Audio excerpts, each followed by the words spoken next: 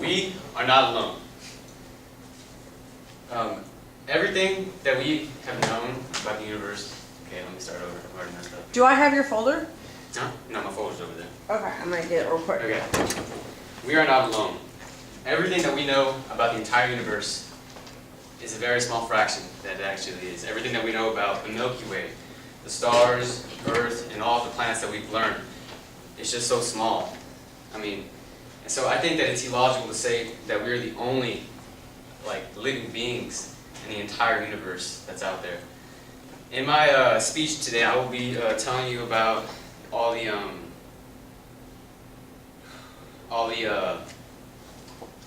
in my speech today, I will be talking about abductions, UFOs, and supposedly government cover-up. And I hope that my speech today will get you to open your eyes to aliens and the presence that they could be here. All right. Aliens. It's not a scary picture. Next. Okay. What are people seeing in the sky? Chariots of the Gods was a book written by Eric von Däniken, and he did the NASA lines. And the NASA lines, he thought, was a supposedly he thought they were kind of like a landing site for aliens, because there was monkeys and cats and all kinds of different animals drawn for 60 miles long. These things were huge. I mean, they were very, very big. And his theory was that they were just, from aliens. Next, please. Chariots of the God. He also thought that the Great Pyramids of Egypt in Giza were also just like the Nazca lines were a landing site for visitors from another planet. Next. What is happening to people on Earth? There have been so many cases of abduction that have happened in the past. I mean, there's been many. Travis Walton, he was supposedly this happened in the woods of Arizona. Him and 6 loggers went out, were in the woods, and they finished up their job, and they were driving back when they saw this very, very large light in the sky. They stopped the car just to look at it in awe because they couldn't believe what they were seeing. And Travis Walton actually left the vehicle to go and get a closer look on the object. And the object let down a light and grabbed him and threw him. His friends panicked and they didn't know what to do, so they all drove off in fear for their lives. And of course, once they got a good distance away, they were arguing over whether or not they should go back for Travis to see if he's all right. They came to the conclusion that the right thing to do was actually go back for their friend. So they drove back, and but when they got back to where the incident had happened, Travis was gone and the UFO was not there anymore. There's going to be a video, a Travis Walton video on what his experience was with it.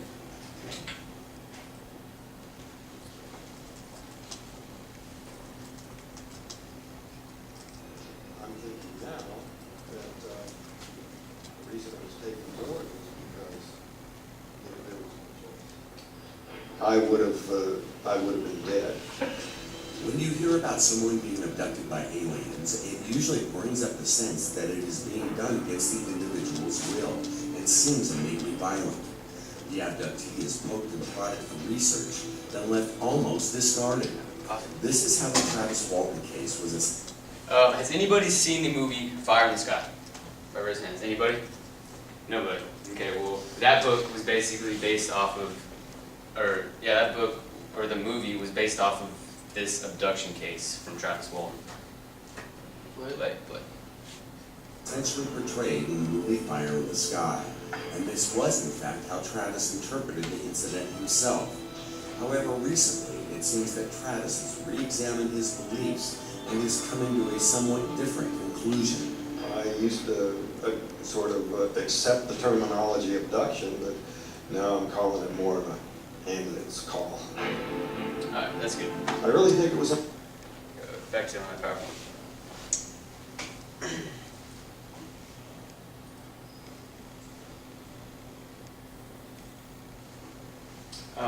Barney and Betty Hill was another abduction case about a interracial couple that were on their way back from a vacation to Canada. They were, once again, just like the Travis case, they were driving back and to their home when Barney, the husband, noticed that there was a light in his rearview mirror, but he thought it was a star. He didn't think much of it, but he kept driving. And of course, you keep driving and you want to stretch out your muscles. And they also had a dog, so they had to let him out to go to the restroom. They pulled over their car and they got out to stretch and let the dog do his business. When he noticed that the light was getting bigger and bigger and bigger and bigger. And so he couldn't believe what he was seeing, so he got his binoculars from his car to get a better look. And supposedly he saw 5 figures in this UFO that he was looking at. He got very scared, and he got his wife and the dog, and they got in the car, and he drove off very fast. He looked in the rearview mirror again to see the object, but nothing was there. So he kept driving, and this part's kind of hard to explain, but supposedly he heard him and his wife heard a beat, then they heard another beat, and within 2 minutes they had traveled 35 miles up the road to the next town, which was incredible. There was a complete time lapse that had happened right there, and according to them, they believed that they were abducted in that little time, and that they were abducted, pretty much. And this is actually Travis Walton on the left, and Barney and Betty Hill on the right. Okay, and Edgar Mitchell, he was an astronaut. He was the 6th man to land on the moon. And he came out with an interview on carrying a radio that aliens do exist and that the government is actually covering everything up. And there's a video on YouTube.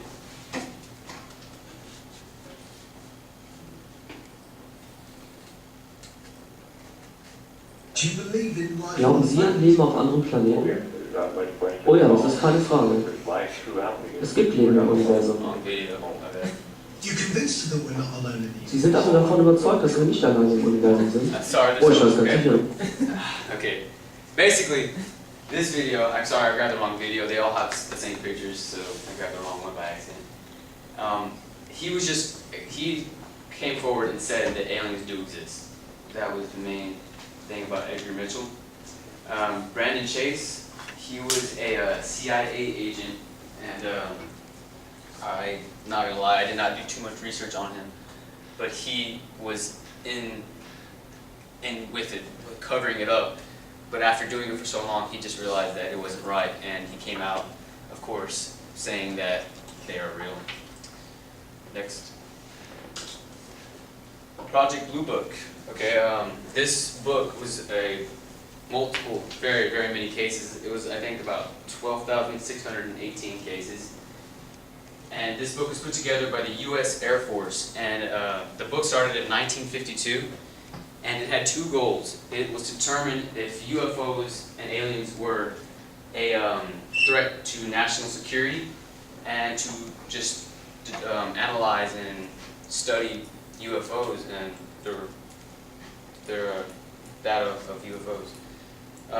Sadly, the book was terminated in 1969, and the Air Force, of course, denied any thought of UFO phenomenon that could be happening, even though it was quite obvious that there was.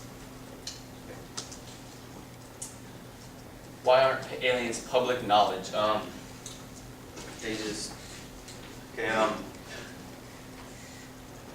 Roswell incident, Area 51. How many people have heard about that?